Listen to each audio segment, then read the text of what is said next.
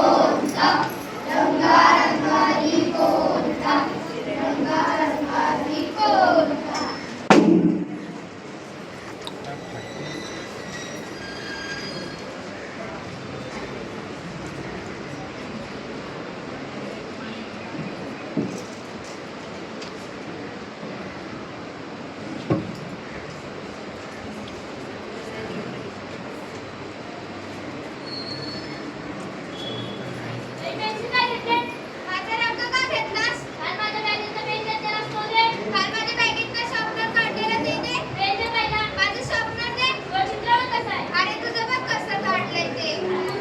तुझं बघ कसं चित्र काढलंय ते. रंग कसं दिलंय. वाढू क्षमा.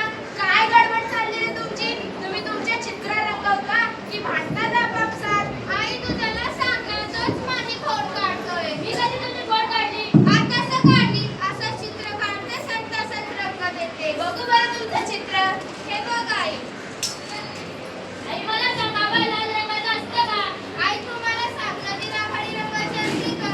अरे मी कधी नदी राखाडी रंगाची बघितली नाही आणि लाल कडक आभाळही पाहिलं नाही. या मॅडम या सावकाश या, या मॅडम या सावकाश या. ही बघा मॅडम आपल्या कंपनीची जागा. हो लय छान आहे. काही समस्या नाही ना? एकच समस्या मॅडम. काय? हे लिहून घे. आपल्या कंपनीचे जे घाण पाणी, सांडपाणी, प्रदूषित पाणी ते कुठे सोडायचे माहित नाही. पण माझा एक विचार झाला होता, आपल्या कंपनीच्या बाजूला एक नदी आहे, ती बघा. हो दिसते दिसते. म्हणून इथं ते घाण पाणी, सांडपाणी सोडून टाकते म्हणजे इकडचं टेन्शनच नाही. हो सोडून टाक. जितकं खर्च पाहिजे तेवढं टाक. आपली लाखो करोडची कंपनी आहे. हो मॅडम. हो लिहिली ना तुम्ही? आता चल जाऊया. या मॅडम या सावकाश या.